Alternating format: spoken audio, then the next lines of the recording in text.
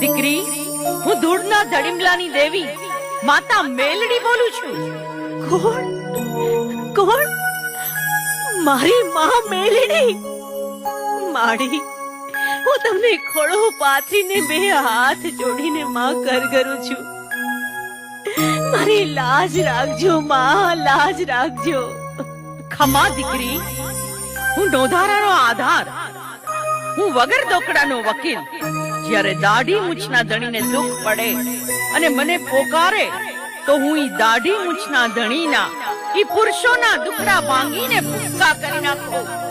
ત્યારે તું તો એક દીકરી છો, ગાય છો, ગભરૂડી છો. બેટા જા, બેટા અહીંથી ભાગ, દોડ. આ તારો લુગડાનો બચકો છે, એને કાંખમાં નાખીને તારે જે દિશાએ જાવું હોય